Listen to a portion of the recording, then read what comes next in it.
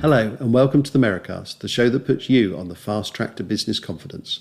Our guest on the Merri-Cast this week is the fantastic Jasper Steinhausen, CEO, advisor, business consultant, speaker, mentor, and many other things besides. Jasper is the founder of Business with Impact, which is all about making sustainability profitable. And in this coming episode, he discusses all of this with me and with his fantastic insight and knowledge, but he also talks about the importance of niche marketing and the art of positivity. It's a great listen. Now, Jasper is big on the circular economy, and he talks brilliantly about it. So it seemed appropriate for me to go full circle with him. And so I asked him to tell me about the young Jasper and his awakening around sustainability.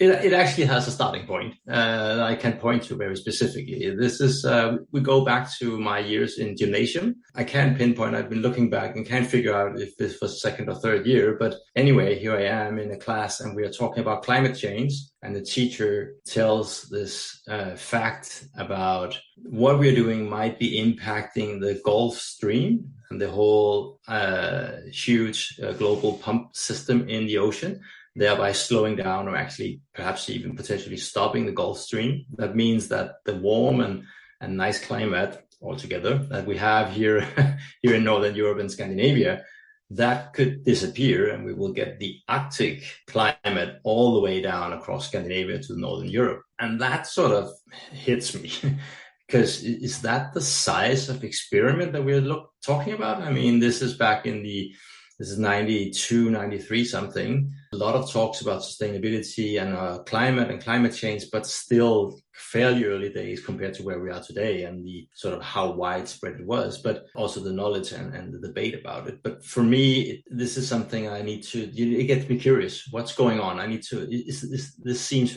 pretty serious, more than I've sort of realized. So I've basically been on that path ever since. So I did my master's in it and I've been working with environmental issues and sustainability and circular economy later on all the way. And the shift sort of into circular economy happens for me back in 2008, I believe it is, when one of the founders of what's called Cradle to Cradle, the other sort of methodology within circular economy framework, he's presenting and speaking in Denmark for the first time. And I got an opportunity to go and see him. And there I am. And it's just, here's a concept that really frames and is far more developed, but is really framing the approach that I was having, because I've been looking at and using the climate agenda back in those years and sustainability, but really as seeing how could we create value through it. So it's not this negative reducing, sorry, I'm here, but more like there are lots of opportunities here, right? If we do this right, we can save money, we can create jobs, we can do all the kinds of things. So that's what that was what I was coming from. And then I meet this guy here talking about, it's not about being less bad, it's about being more good, it's about creating the positive impact. Here are the steps you need to go through, these are the principles. And it's just like, this is what I got to do, right? So next day I call up the local representative and say, we need to meet. We need to find a way to work together. And basically been working on that ever since. And in what form have you been working? Did you go into corporate life then with doing this on the side, or was that part of a job that you were doing? I mean, what was the career path then? Sort of my career started on the public side. I was working in the city of Copenhagen on their sustainability work, and then left and lived in Canada for a couple of years in Vancouver. And that's actually where I started consulting. And when I came back, I continue and have been doing that since. So I was an independent consultant at that time. So it was just a way of integrating into what I do. And then I joined a large corporate consultant company called Covi, a Danish company that's around 6,000 people or so. So a really sort of large size consultant. And in there managed to get them to sort of have a partnership with Michael Braungart and his company to promote and expand this whole way of thinking in Denmark. So I got the opportunity to sort of spearhead that development in Denmark, along with some other great people around in other companies. So it was actually, I made it part of my job. I made it part of my own company, and I made it part of the job I then had for like 6 years in Kobe, of developing the market and everything related to it. So there you are working within this larger consultancy. I mean, I'm trying to imagine what it's like, because for you, going back to when your teacher was telling you these things and it registering more with you, perhaps, and there were people around you in the classroom who maybe thought that's terrible, but then did something else with their day or didn't think about they it. They obviously do. More. They're not you. They're not doing the same. No. And when you're in a consultancy like that, I mean, and what you're doing is your passion, and you see something very clearly, but maybe the people you're consulting with don't see it as clearly. I mean, was that a frustrating thing, or did you just kind of roll up your sleeves and think, well, this is a challenge, I've got to convince the world that there's these things to do? And I mean, I'm just trying to get that balance of sort of, when something is your passion, that balance between frustration that people don't see it your way and doing what you need to do to sort of edge them along the road to conversion. That will be absolutely mostly the latter, rolling up the sleeves. So I saw this as really, I got offered the position and got in there, and I was kind of thinking, okay, this is the ideal platform. It has to be. It's one of the world's leading technical consultants. They cover everything from bridges and harbors and tunnels and buildings to industry and sort of traditional sustainability, also,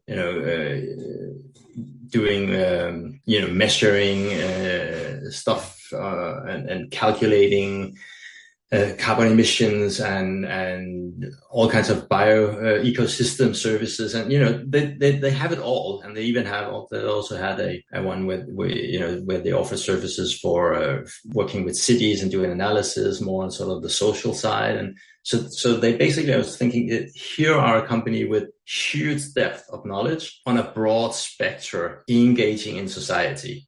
This is what I need, right? I just need to get these guys to get it all. And then I will have 6,000 people in all areas, walks of life, integrating this. So that was sort of my, that was just it. That's what I needed to do.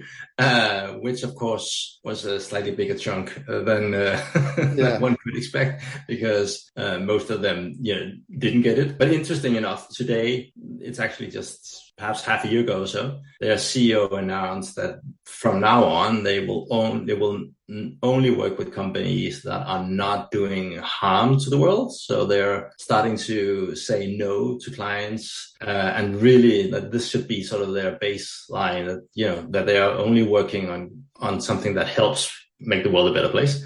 Slightly differently framed, but that's kind of where they're getting at. So, but that's 8 years after I spent 6 years trying to do that. So, things just take time. And if it's a huge tanker, it just takes longer time.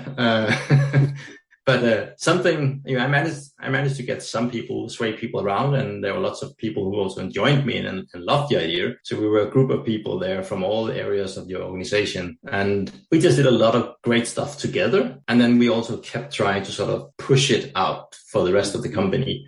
But, especially in some areas, it's also embedded in the way you do. If you build a bridge, the kind of way you do that has to be pretty solid and well documented and tested out. You don't just jump in and say, hey, let's do it a new way. It builds on long-standing traditions and well-proven methods and so on. So some of these groups of colleagues were just in a world where you don't just make changes, right? You don't do that because you want to make sure it stands for 100 years. So.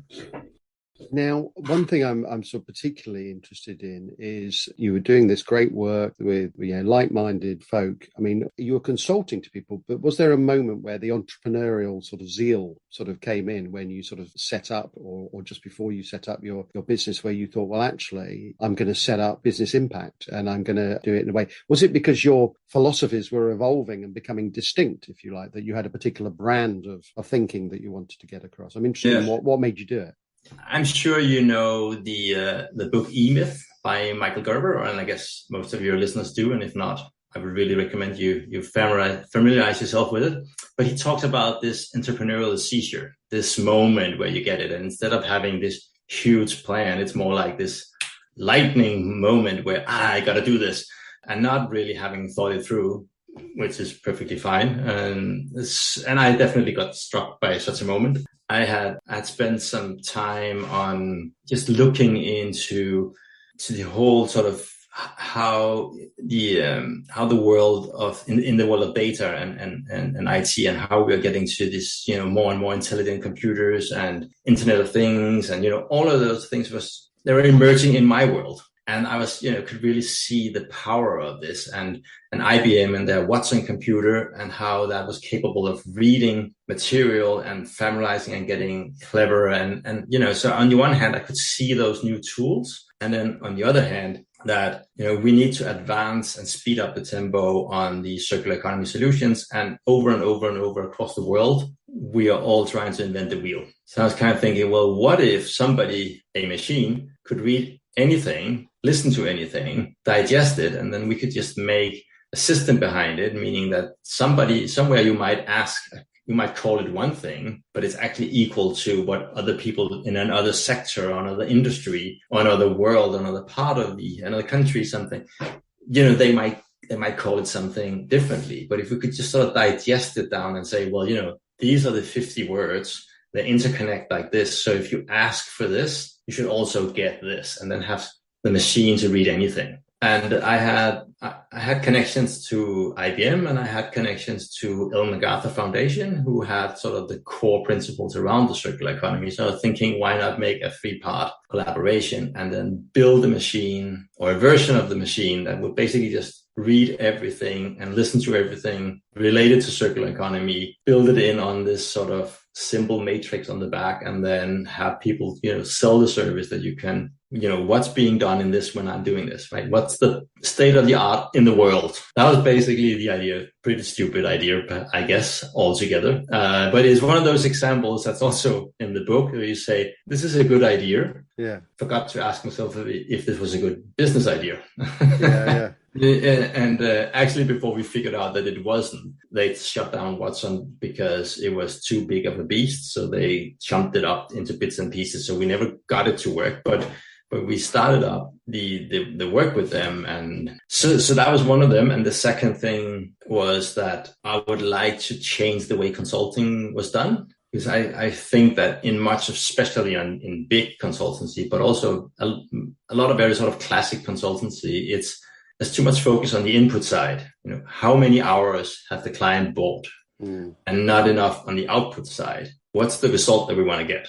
So the day I left, the first thing we did in the company we set up was really saying, we price and we focus according to the output. So it's a talk with the client. What do you want out of it? Okay. What's the value of that for you? Okay. If we agree on this price, then we don't have to talk about that anymore. Now we have to do what needs to get done for you to get the result that's desired. That's the only thing that matters, right? And that's what I'm guessing your would-be clients would want as well. So. Exactly, right? So that's our thinking, and that's true. And I think I've had over the years, also a lot of people that are, when they start working with me first, if they're used to the other, what's, I guess, 95% or 90% or something of other consultants do, is kind of like, okay, that's interesting, but it's also kind of weird. So we don't talk hours or hourly rates, or what about all of that? So, but it helps that more and more are starting to productize their services, because that's basically what we do, right? So offering as a service, rather as a product, rather than, well, I'm going to use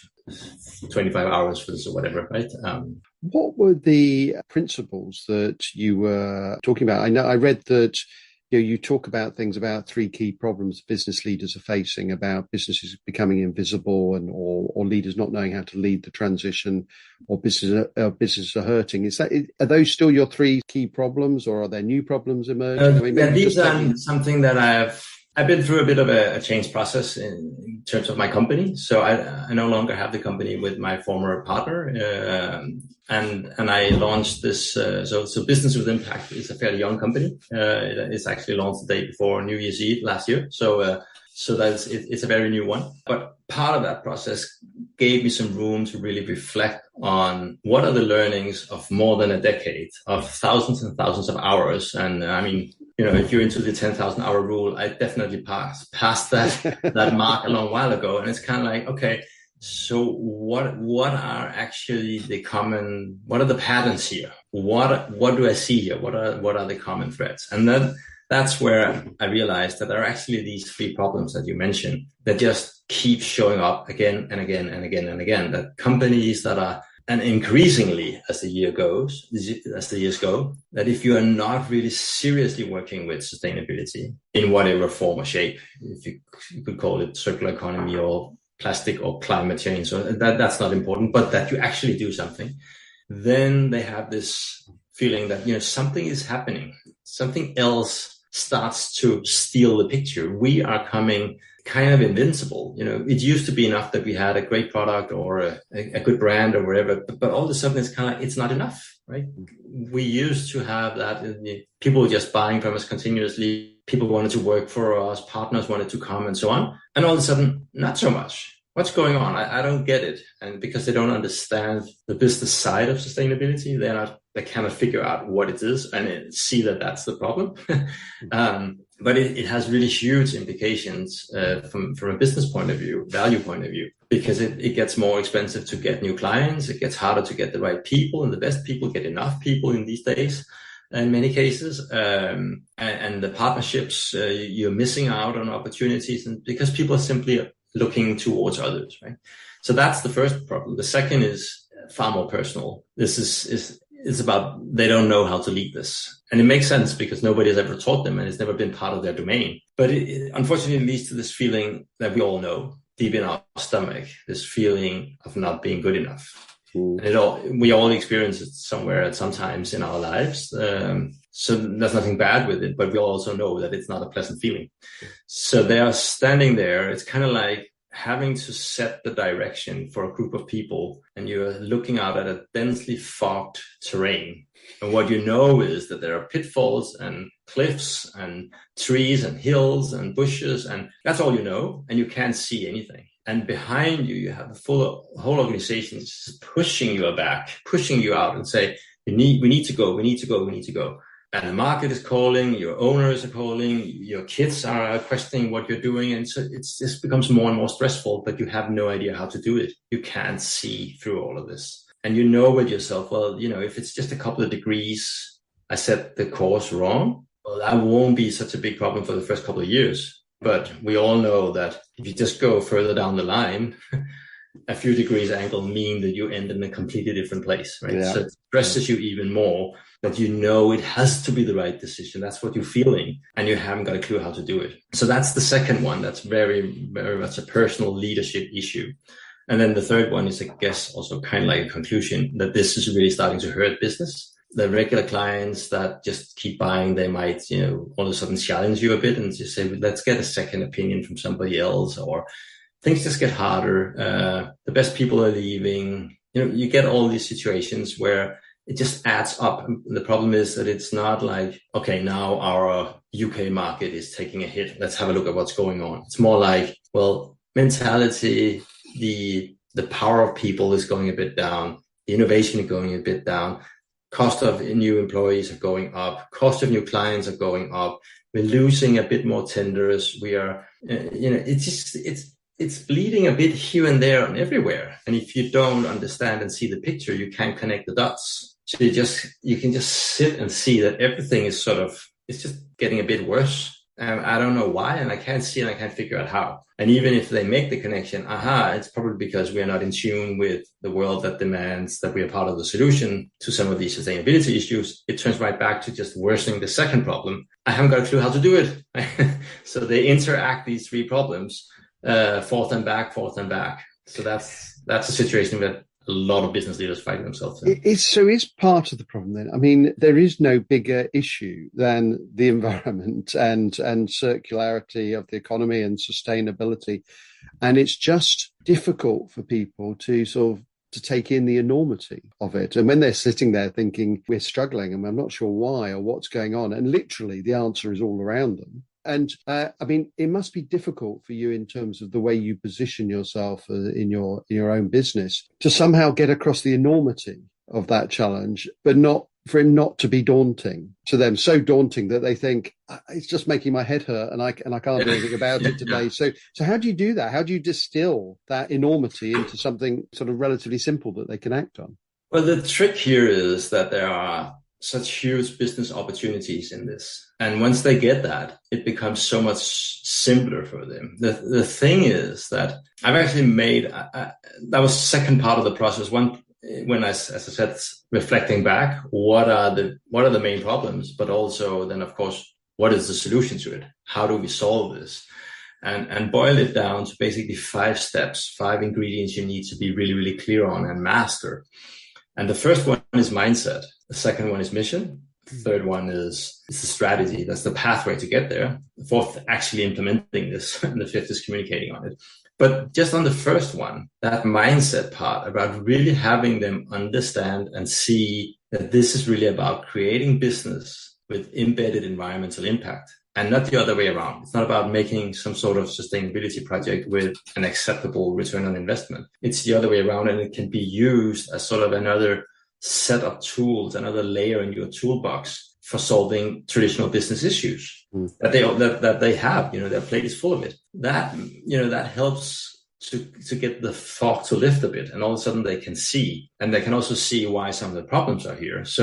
And they can also see that they have a ton of the tools that they need because they've all been making missions before. They've all been making strategies before. They have been implementing stuff. They've been communicating, just not on this domain. So they have a lot of the tools. So it's really about, they see this as a giant hill they have to climb. What I help them to do is figure out it's not such a huge hill. Once you figure it all out and get it right in your head, turns out you have most of the tools for this climbing and you've done this before. So you're skilled in this, just not in this context. So let me help you a bit here. So most of the tools they have, they just need to alter it a bit. The biggest change is in the mindset part. And once they get that, that's the brilliant. That's also the most beautiful moment in working with people, because you can now see the pain relief, the fog that starts to lift. That's just, now I can see it, right? And then it becomes easier for everybody from there on. And they can start setting the direction, and everybody around them can jump in on it. And so the magic lies in that ability to help them understand it and see it in a different perspective that makes it from something terrifying, I haven't got an idea at all how to deal with this, to now I started to see something. Now I can see some direction. Let's start to move. Let's act. Let's do something. Now, I can understand that there's the professional Jasper sort of just talking about these things in terms of clients. When you're not doing that, and when you're sort of living your normal life, I mean, are you as congruent as you possibly can be? None of us are perfect with those sort of aims and desires. I mean, are you sort of lecturing your family and friends about you shouldn't be doing it like this, you shouldn't be doing it like that? Are you able to switch off? I mean, is it something you can switch off about? Well, I'm not that good at switching off. It's definitely, I like to think that this is how I live. For sure, as you say, nobody's perfect. So there's a lot of things you can do. But I wouldn't say that as much as lecture people. It's more, I try again really because there is such a positive and opportunity upside to all of this. So I guess it's more on emphasizing, if you did like this, it would give you all of this, right?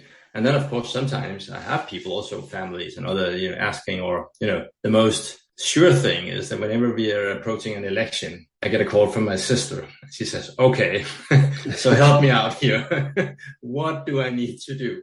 Who can I vote for? Where are we at?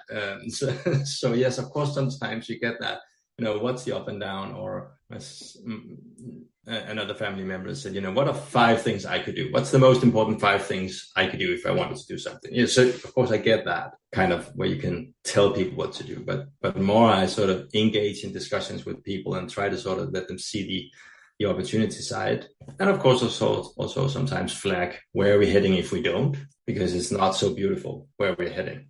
Yeah, it's certainly not. And I suspect that, I guess, your job and the jobs of so many other people will be done when it is so self-evident and obvious that what you're saying is the right way to go, that it's not even a debate anymore. Unfortunately, there are governments, businesses, whole economies where that's still not the case. But I hope, we all hope that, what you're saying is something that will come to pass in time. The question is whether how much pain we'll have to go through in order to get there.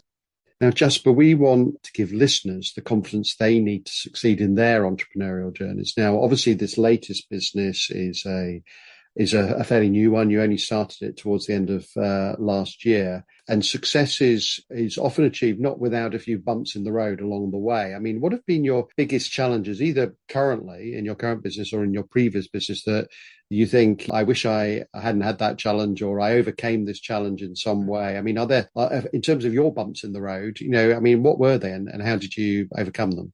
Well, I think a couple of things, and even though Business with Impact is a new company, it's basically the same thing I did within the former one. So I'll just sort of expand it a bit back to basically back to 2015, where I started the former company.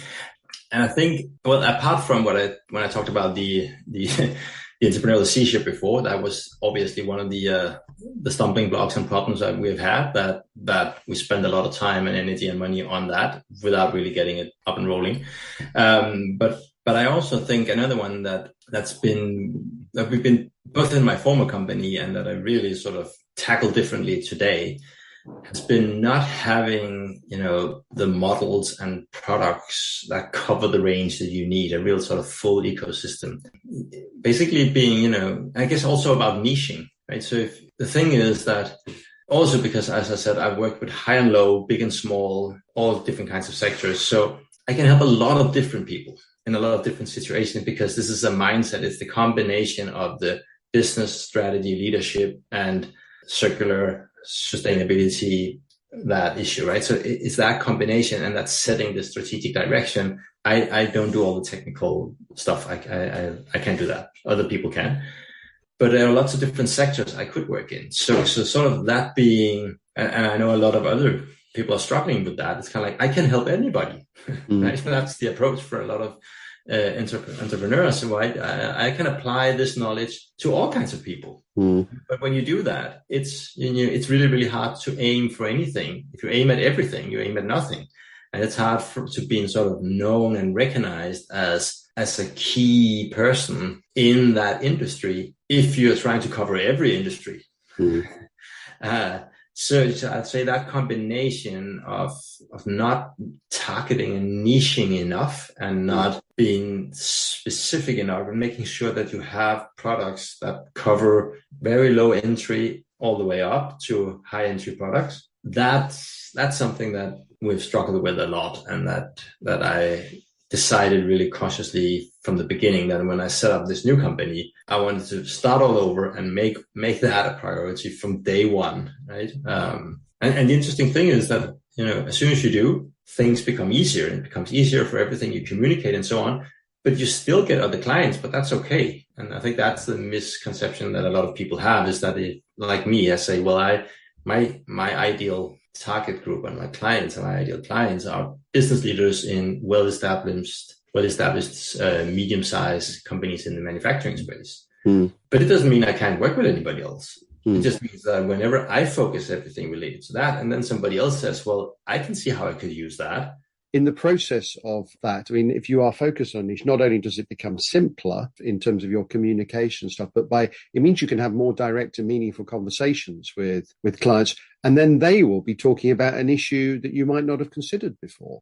We pick a theme each week that helps to give entrepreneurs confidence. When I think of you, Jasper, I think of something very positive. You're passionately there helping people thrive and gain confidence within an ecosystem. But what gives you personally the confidence to prosper, maybe when things aren't going quite so well? I think it comes back to, I made a really conscious decision back in my teens to step away from negativity. I had a period there in my time, in my life, where I spent quite a lot of energy actually on talking myself down and apologizing for everything around me. And I got really fed up by that and decided to change, and really surfing on the back of a couple of positive things that happened in my life back then. I decided that no more. I was gonna look at the positive side. And I think many people say to me that I'm really good at seeing the positive things and sides, even in bad situations, and that I don't really take in as much if people talk badly about me. So I think being in a stressful situation or something goes wrong, I tend to sort of, it glides off me slightly, and I see, well, it gives me this opportunity, or at least I learned this, or, we are here now, so what's going to happen next? So I think that's one of the things. What are you up to now exactly then? Is there any particular project that you're working on that you want to sort of talk about or that you're particularly excited about? Yeah, absolutely. I mean, I have these 5 principles that, as I talked about, and I have products and solutions for all of that. But what I'm working on right now, and I'm sort of finalizing a cohort of 12 business leaders in the manufacturing space to go through this program. So I've created a 5-month program where you cover all of these 5 areas, the 5 principles you need to master, and making sure that they get what they need to get going on all 5. So that's going to be really interesting, and I really love to see. And right now, this is sort of the first version because, as I said, I've used all the bits and pieces before. The new thing is just how I'm stitching it together, but want to make sure that that works before I scale it. But the whole intention here is also that I can then really help larger cohorts of business leaders to get that kickstart and, dip the toes enough in the water and taste the success and the opportunities for them, hopefully, to be able to just go on their own. So, and I guess another thing coming from, as you asked earlier on about shifting from traditional consultancy, what I want to do is also not having a business model that's about making them depending on me. It's the other way around. I have to make them independent of me because there are thousands of people, and even though I will hire a couple of people, I can't cover them all. So I can't go back and help people again and again and again. The intention is that they will have to be able to learn to drive this new vehicle they're building.